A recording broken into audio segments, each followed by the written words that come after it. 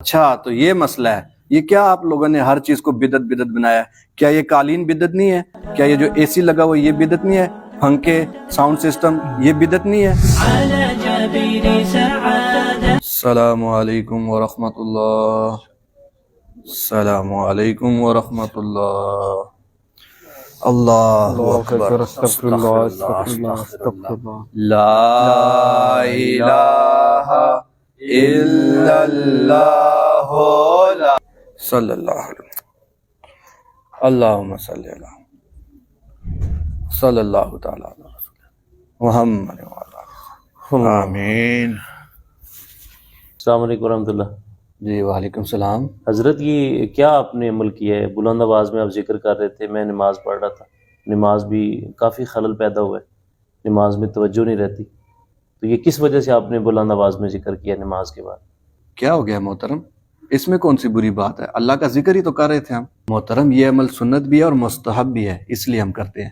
تو حضرت اس بارے میں آپ کے پاس کوئی دلیل ہے جو آپ بلند آواز میں ذکر کرتے ہیں؟ صحیح مسلم اور صحیح بخاری کی حدیث ہے کہ حضرت عبداللہ بن عباس رضی اللہ عنہ فرماتے ہیں کہ مجھے نماز ختم ہونے کا پتہ نبی پاک صلی اللہ علیہ وسلم کی اونچی تکبیر سے پتہ چلتا تھا۔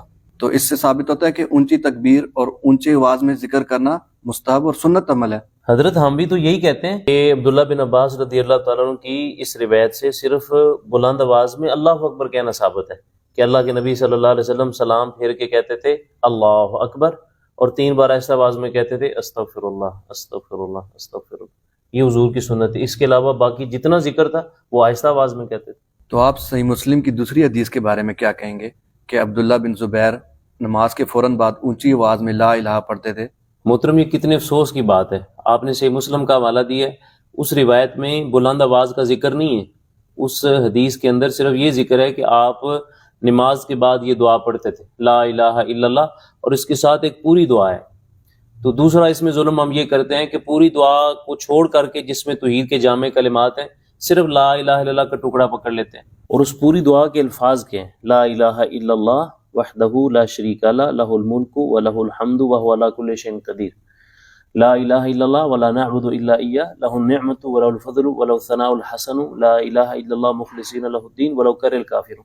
یہ ایک پوری جامع دعا ہے، اس میں سے پہلا ٹکڑا ہم نے اٹھا لیا ہے، اور دوسرا ظلم ہم یہ کرتے ہیں کہ جو عربی کے الفاظ ہیں وہ عربی کی جو پروننسیشن ہے اس کو چھوڑ کے ہم اس کو پنجابی ایکسنٹ میں پڑھتے ہیں، پھر ایسے بار بار اس کو ریپیٹ کر رہے ہوتے ہیں لا الہ الا اللہ لا الہ الا، جبکہ اس میں ایک بار لا الہ الا اللہ ہے، اور پھر پوری دعا ہم چھوڑ دیتے ہیں، ایک خاص ٹکڑا پکڑ لیتے ہیں اور پھر اپنی طرف سے ہم بلند آواز میں پڑھتے ہیں۔ اور اس میں زیادتی سب سے بڑی یہ آتی ہے کہ اب دیکھیں میں نماز پڑھ رہا تھا، میری نماز میں بہت زیادہ خلل آیا، میری توجہ ہٹ گئی۔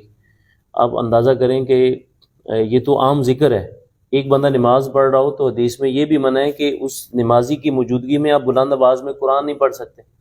تو جب کسی نمازی کی موجودگی میں بلند آواز میں قرآن نہیں پڑھ سکتے تو پھر بلند آواز میں ذکر کیسے کر سکتے ہیں بھائی؟ اب کتنی جماعت میں لوگ کھڑے ہوتے ہیں، ان سب کی نماز ڈسٹرب ہو جاتی ہے۔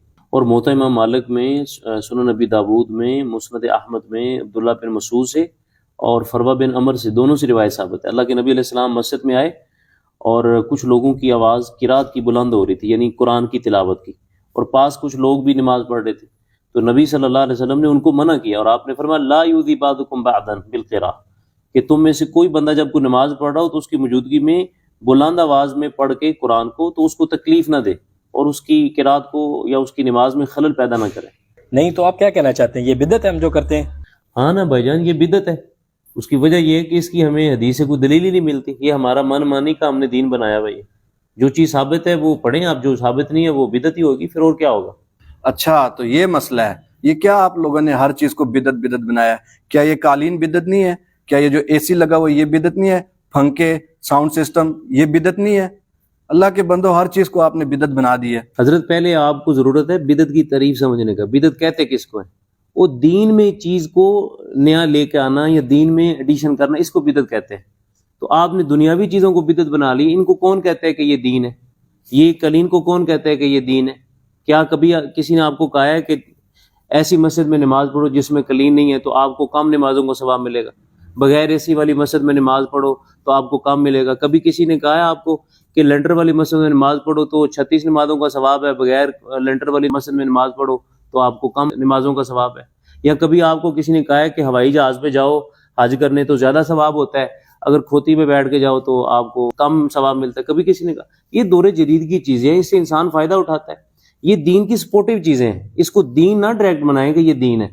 تو دین کو دین سمجھیں کہ دین وہ ہے جو اللہ اور اس کے رسول نے بتا دی ہے. ہر چیز کو, دنیا کی چیز کو اٹھا کے بدعت بنا دینا اور یہ بدعت نہیں ہے اور یہ بدعت نہیں ہے, یہ دنیا کی چیزیں ہیں. بھائی دین کی بات کر رہے ہیں ہم, دنیا کی بات نہیں کر رہے.